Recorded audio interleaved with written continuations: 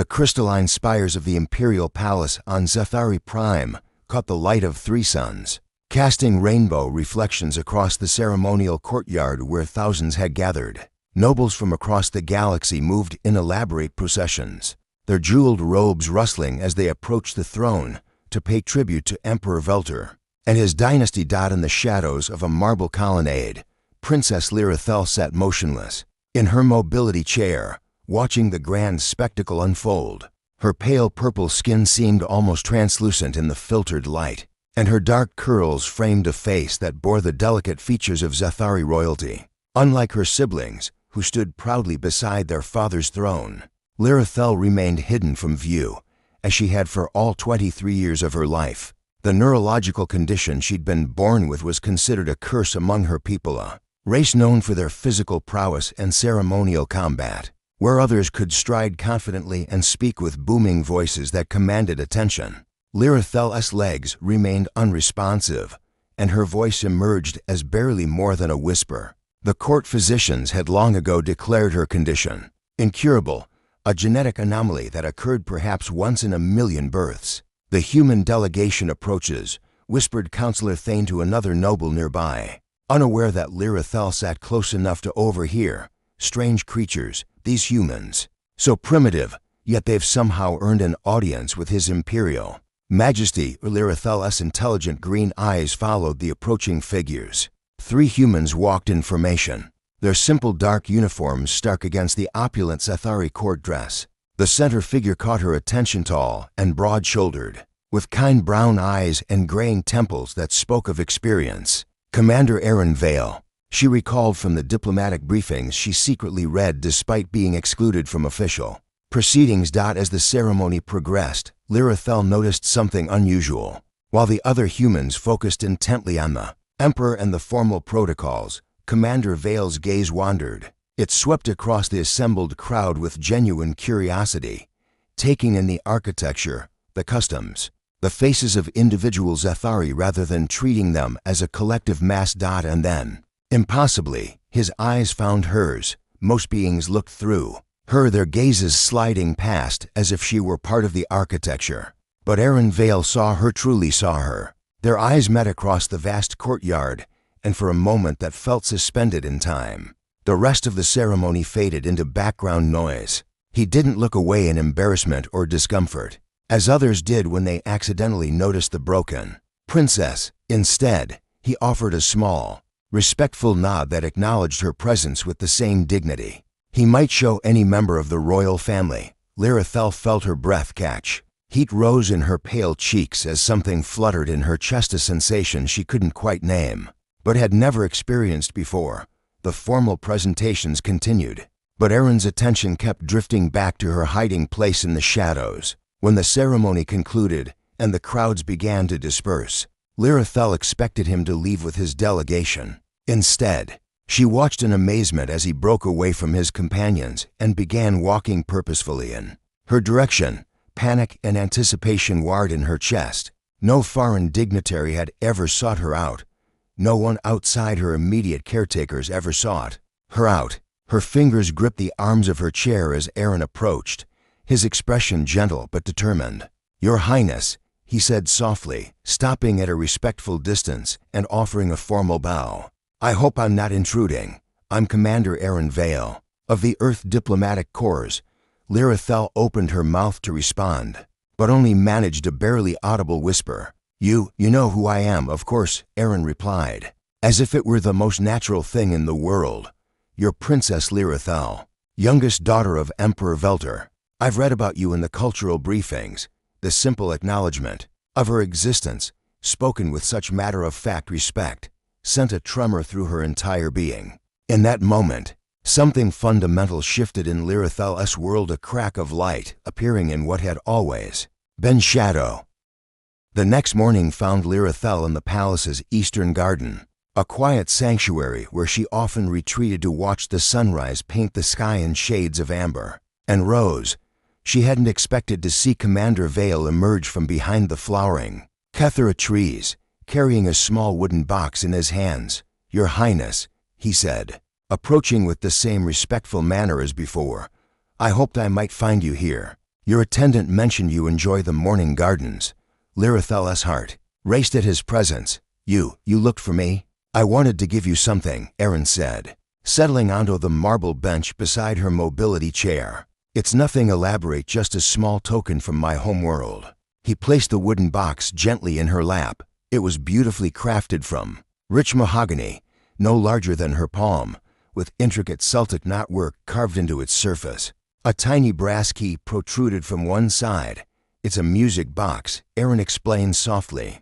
My grandmother made it for me when I was young. When you turn the key, it plays a melody, an old earth lullaby called Scarborough Fair. Lirathel's fingers trembled as she touched the smooth wood.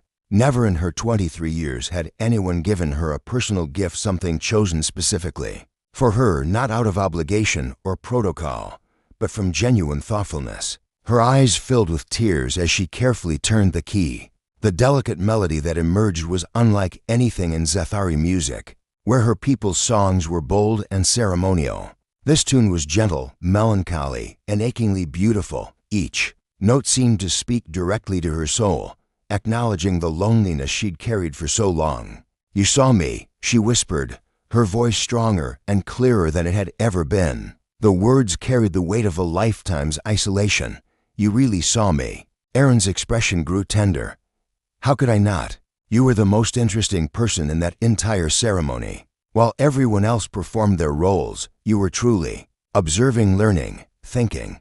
I could see the intelligence in your eyes, the way you analyzed everything around you. Tears spilled down Lirathel's pale purple cheeks. She clutched the music box against her chest as if it were the most precious treasure in the galaxy.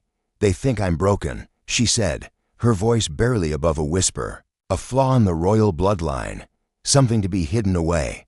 Then they're fools, Aaron replied with quiet conviction. I've served in diplomatic missions across dozens of worlds. Princess, true strength isn't about physical power, it's about understanding, compassion, and the ability to see what others miss. You have all of those qualities in abundance. For the first time in her life, Lirathel felt truly seen and valued. The music box continued to play its haunting melody, and she found herself humming along, her voice growing stronger with each note. Teach me, she said suddenly, surprising herself with her boldness. About your world, your people. I want to understand everything. Aaron smiled, the expression transforming his weathered features. I'd be honored to share what I know, but I think you might teach me just as much about yours. As the morning suns climbed higher, Lirathel made a silent vow. She would no longer accept invisibility. This human had shown her that she was worthy of recognition, of friendship, of something more. Whatever it took, she would prove to herself and to everyone else that the forgotten princess had much to offer. The galaxy. The music box wound down to silence, but the melody continued to echo in her heart. For the first time in her life, Lirathel felt hope blooming within her chest, fragile, but growing stronger with each passing moment. 3 weeks passed, and the palace staff began to notice changes in Princess Lirathel. She no longer spent entire days in her chambers, instead requesting access to the diplomatic archives and language databases. Her personal attendant, Kira, was amazed to discover the princess teaching herself basic human languages with a dedication that bordered on obsession. Your pronunciation is remarkable, Aaron said during one of their clandestine meetings in the garden. They had taken to meeting each morning before the court awakened, treasuring these private moments away from prying eyes. Most Zethari struggle with the softer consonants in standard English. Lirathel's pale purple skin flushed with pleasure at the compliment. Over the weeks, her confidence had grown visibly. Though she still spoke softly, her words carried new weight and conviction. I've been studying your diplomatic recordings, the way humans negotiate. It's so different from our approach, more subtle, more elegant. We have to be. Aaron chuckled, leaning back against the garden wall. We can't rely on physical intimidation like most species. Humans succeed through adaptability and understanding others' perspectives. Show me more, Lirathel said, her green eyes bright with curiosity. I want to understand how you think, how you see the world. Aaron found himself increasingly drawn to her intelligence and hunger for knowledge. What had begun as compassion For an overlooked princess had evolved into genuine fascination with her mind. Lirathel possessed an intuitive understanding of complex political dynamics that even seasoned diplomats would envy. "There's something I need to tell you," she said one morning, her voice barely above a whisper. "I've been involving myself in the diplomatic proceedings." Aaron raised an eyebrow. "How so?" "I submit anonymous reports to the Imperial Council. Observations about negotiation patterns, cultural misunderstandings, potential solutions to deadlocked discussions." Her fingers twisted nervously in her lap. "Yesterday, they implemented one of my suggestions regarding the trade dispute with the Andromedan Collective." "Lirathel, that's incredible," Aaron breathed, genuine admiration coloring his voice. "You're becoming a political force without anyone even knowing it." She ducked her head shyly. "I learned from watching you. The way you listen first, observe patterns, find common ground rather than demanding submission. It's revolutionary thinking here." Their eyes met, and something electric passed between them. The morning air seemed to shimmer with unspoken possibility. Aaron found himself leaning closer, drawn by the intelligence that sparkled in her gaze and the quiet strength that radiated from her small frame. "Aaron," she whispered, his name like a prayer on her lips. "Yes. What you've given me, it's more than recognition. You've shown me who I could be, who I am beneath all their expectations and limitations." His hand moved instinctively to cover hers where it rested on the music box she now carried. Everywhere, her skin was silk soft and surprisingly warm. "You've shown me something too," he admitted. "That strength comes in forms I never imagined. Your mind, your heart, you're extraordinary." Lirathel, the garden around them seemed to hold its breath as they sat in comfortable silence, hands intertwined, both aware that something profound was shifting between them. What had begun as kindness was blossoming into something deeper, a connection that transcended species, culture, and the vast differences in their worlds. "The delegation leaves in 2 weeks," Aaron said quietly, the words heavy with unspoken meaning. Lirathel's grip on his hand tightened. "Then we have 2 weeks to change everything." Her voice carried a determination that surprised them both. The forgotten princess was forgotten no more. She was awakening, and Aaron realized with growing wonder that he wanted to be part of whatever came next. The Imperial Council chamber buzzed with frustrated voices as Lirathel maneuvered her mobility chair through the servants' entrance, positioning herself behind a decorative screen where she could observe without being seen. For the past week, she had been attending these sessions secretly, her anonymous policy recommendations growing bolder and more influential. "The human proposals are surprisingly sophisticated," Counselor Thane was saying, though his tone suggested reluctance to admit it. "Their trade agreements account for variables our own negotiators missed." Emperor Velter leaned forward on his throne. "Someone has been providing exceptional analysis of these human customs. The reports are unsigned, but whoever writes them understands both our culture and theirs with remarkable insight." Hidden behind her screen, Lirathel felt a thrill of pride. Her father was praising her work without knowing it came from his own daughter, the one he'd always considered useless to the Empire. After the session ended, she made her way to the garden where Aaron waited with growing anticipation.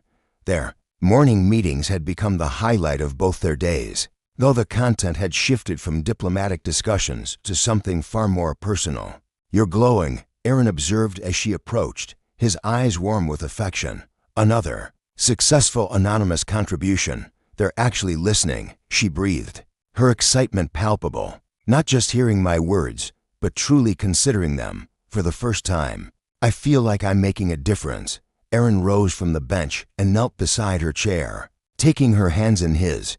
"You've been making a difference since the day you were born, Lirathel. It just took the right person to recognize it." The intensity in his gaze made her breath catch. Something had been building between them for days, a tension that went beyond friendship or even romance. It was recognition of souls finding their perfect complement. "Aaron," she whispered, her voice carrying decades of longing, "I need to tell you something.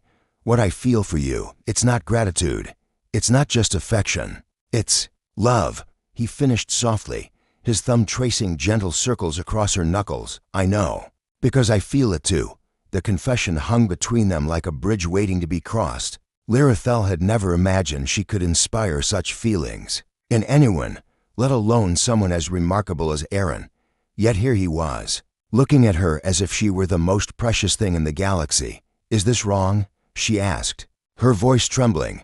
"We're from different worlds, different species. Nothing about this feels wrong," Aaron replied, leaning closer until his forehead almost touched hers. "You're the most beautiful, intelligent, captivating being I've ever encountered. Species doesn't matter. What matters is this." He placed his hand over her heart, feeling its rapid flutter, and his other hand touched her temple, acknowledging the brilliant mind within. When their lips finally met, it was with a tenderness that spoke of deep reverence and burning desire held carefully in check. Lirathel had never been kissed before, but Aaron's gentle guidance awakened responses she hadn't known were possible. Her body, so long considered broken and useless, suddenly blazed with new awareness. "I love you," she whispered against his lips, the words carrying the weight of revelation. "I love you completely, and I love you," he replied, his voice rough with emotion. "Your strength, your intelligence, your beautiful heart.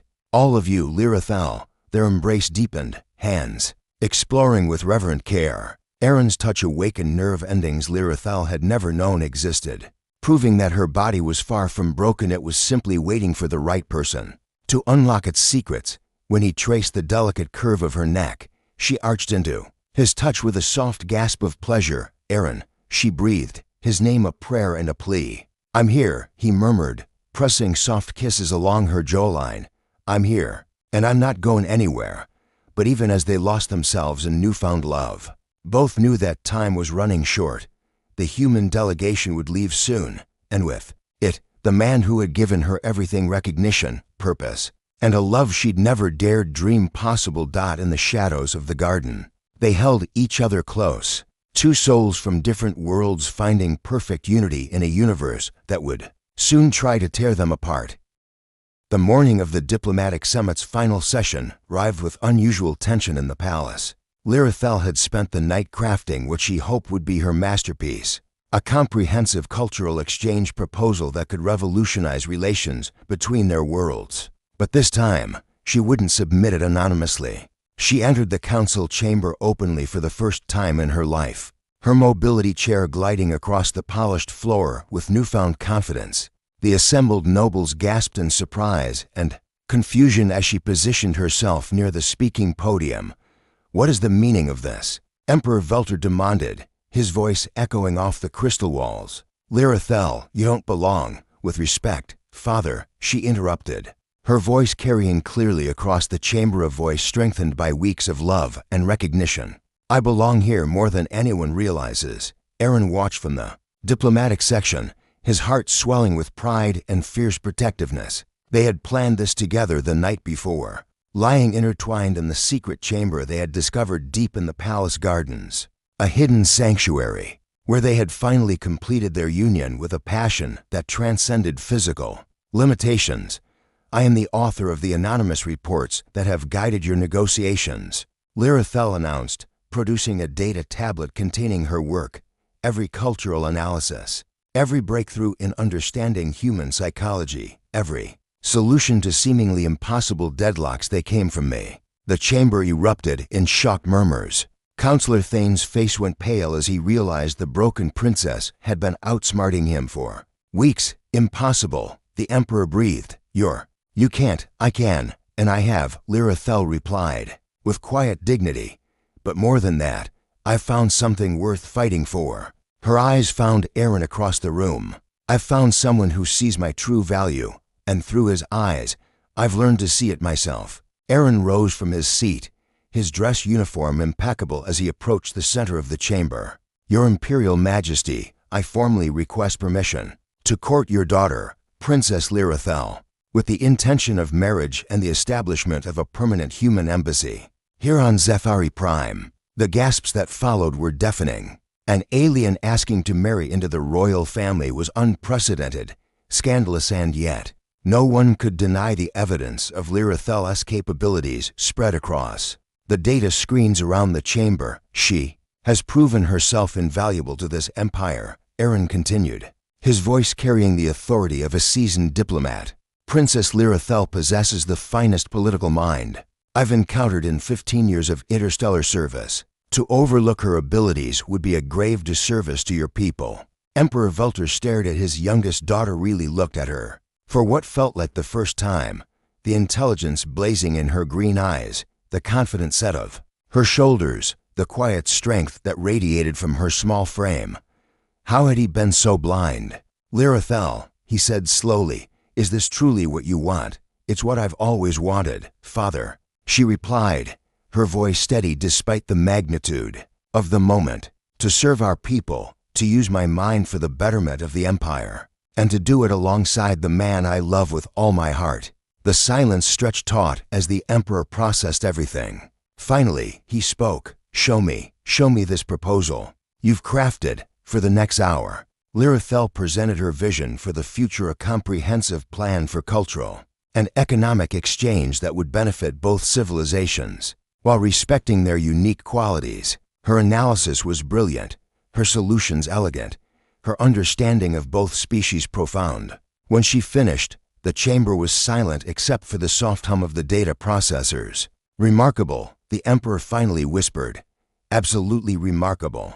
He looked at his daughter with new eyes that finally saw what Aaron had recognized. From the first moment, you are indeed my daughter, not broken, but perfectly, brilliantly whole. The formal ceremony 3 months later was unlike anything in Zethari history.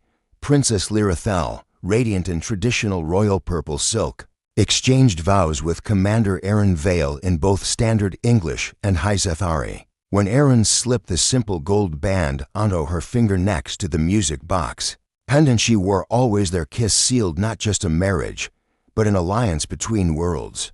That night, in their shared chambers overlooking the capital, they lay entwined in perfect contentment. Aaron's fingers traced gentle patterns across Lirathel's pale purple skin. As she rested against his chest, the music box playing its sweet melody on the nearby nightstand. No regrets, he murmured, pressing a kiss to her dark curls. Only one, she replied, tilting her head to meet his gaze. That it took so long for someone to give me that first small gift. What gift was that? Aaron asked, though he suspected. He knew the answer. Lirathel smiled, her green eyes bright with love and contentment. Recognition. You saw me when no one else did. You gave me myself. As the 3 moons of Zethari Prime cast their silver light through the crystalline windows, the former forgotten princess and her human beloved held each other close, their love a bridge between worlds and proof that the smallest gestures can change the course of destiny itself. The music box played on, its melody weaving through their dreams a lullaby that had traveled across the galaxy to heal a lonely heart and awaken a love that would reshape to civilizations forever.